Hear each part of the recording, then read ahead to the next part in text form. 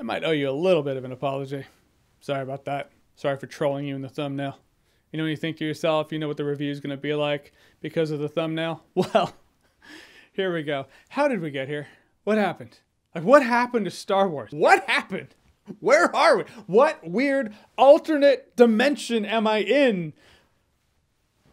Let's review.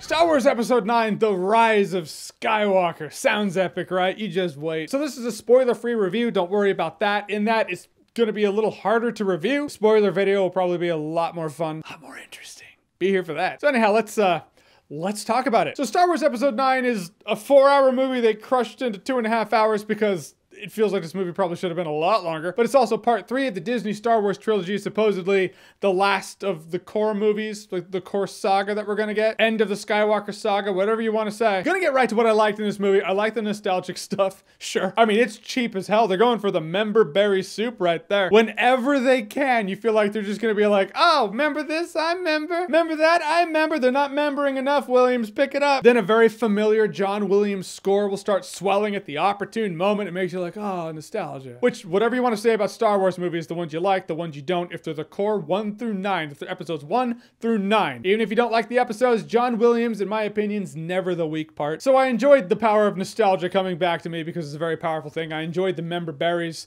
until they started getting a little heavy-handed. I was like, okay, come on, I know now, I see it. It's like, I like the puppet show, but I'm seeing the person behind the curtain and it's compromising the effect. Other than that, there's not a lot I liked in this movie, to be honest with you.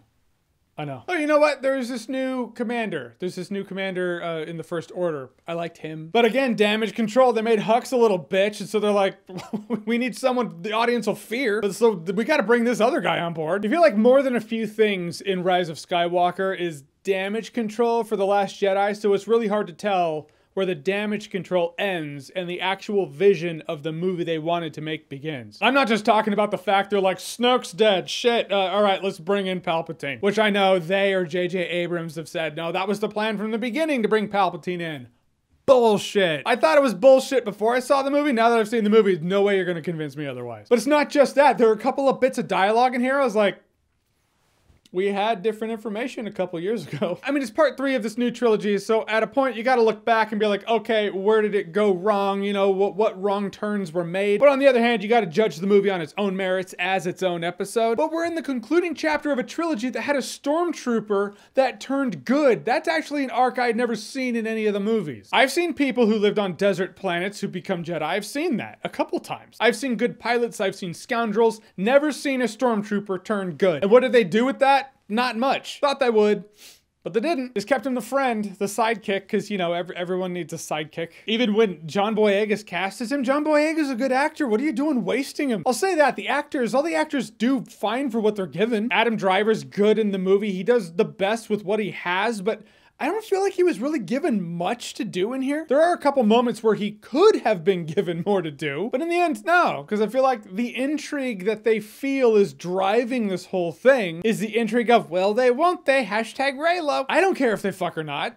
Let's save the galaxy. But at a point I was like, this movie feels really choppy because you know the Star Wars wipes, those fades that happen because essentially it's a location change? At a point it was just fade, fade, wipe, wipe, transition. This movie has to have the most amount of Star Wars wipes that sounds totally like a toilet paper, but it had so many transitions in succession, and it's just because it's just speed running you through this plot. Plot's pretty generous. I don't know, scavenger hunt? I mean, even the movie starts out in the opening crawl, you're like, oh, that's some information, okay, where some stuff has happened. Then the movie starts out with a situation wrapping up and you're like, actually, here's what's gonna happen. If it doesn't already exist, there will be a prequel book that comes out that fills in those gaps because business model. But I was like, okay, maybe the movie just starts out a little choppy, but the choppiness stays with the movie for quite some time. It doesn't help that there's not a lot of intrigue at all. I mean, anytime there could be intrigue, it's like someone pops into frame to explain something. It's like, what would they need with that? Oh, just popping into frame to tell you that's what it is. Okay, let's go do the thing then.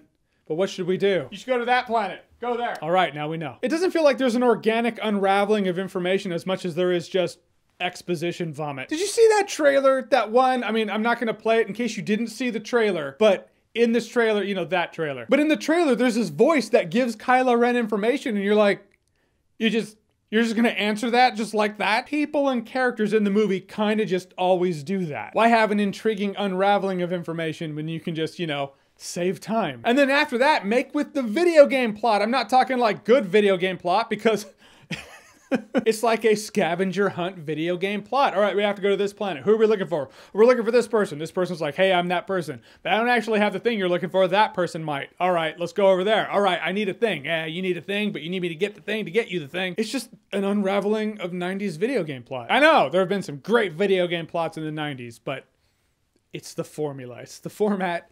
It's the best I can describe it. Also, are they friends? Are Poe, Finn, and Rey, are they actually friends? One thing I noticed in this movie, you look at Return of the Jedi, you even look at Anakin and Obi-Wan by the time Revenge of the Sith happens, at least in the first part. They have their bickering. Obi-Wan rolls his eyes a few times, shakes his head maybe, but you can tell they do have a friendship. There's a kinship there. Everyone in Return of the Jedi is like, oh, kumbaya all the time. One time, Han Solo kind of exploded on Leia. Could you tell, Luke? Is that who you could tell? He's like, all right, come here. I'm sorry. Rise of Skywalker, they bicker and argue over each other all the time. That kind of arguing that just gets your anxiety up. You're like, God, you all can't wait for this to end too, huh? Sweet. Another thing this movie didn't do so great is illustrate the threat level. You know, threat, fear of danger. That's kind of what makes an adventure thrilling. But there's a scene where they're running through this place just massacring stormtroopers. Bullseyes every time, no need to take cover ever, which tells the audience there's no need to worry, which means no threat, which means no thrill, which means boring. Yeah, I mean, I love a good God mode code myself, but once in a while, don't make it the movie. Rey is so OP in this movie. She is so overpowered. She's more powerful here than you've ever seen her, which it's been like a year, I guess. I hear online that it's been a year, but she does some stuff in here where you're like, where did you learn that? How? I'm not talking like swinging a lightsaber and she's good at fighting or something. I'm talking fucking how. And most disappointing for me is just the third act at a point just felt ridiculous. Only word I can use to describe it is ridiculous. It's like Abrams was like, we gotta do really big stuff. Let's do big stuff. It's like this movie, or at least the third act, was made by someone who likes Star Wars-ish things, but doesn't really know the Star Wars lore. There are rules in Star Wars. Look, I can only say so much with spoiler-free, so I'm just gonna give you the gist. And I genuinely think if you love The Force Awakens and The Last Jedi still, if it just hit you and you just love the movies, I think you'll probably enjoy Rise of Skywalker. It's the concluding chapter of that trilogy that you love. And that's why I say this with a heavy heart, but I really do mean it. I just legitimately, driving home from the screening, this was the thing in my head. And this is just real. The Rise of Skywalker is my least favorite of the 9 core saga films. I saw some people say this movie's bold, like it had some bold decisions. I didn't see anything bold in here. There's nothing bold about this movie. There's a difference between bold and desperate. But maybe when this movie comes on Disney Plus, I'll fast forward to the good scenes.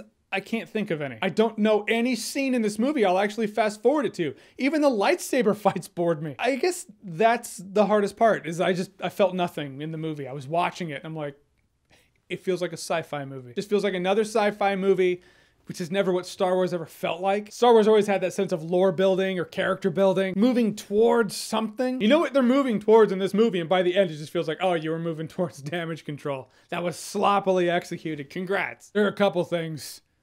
There are 3 things in particular I could think of. I'm like,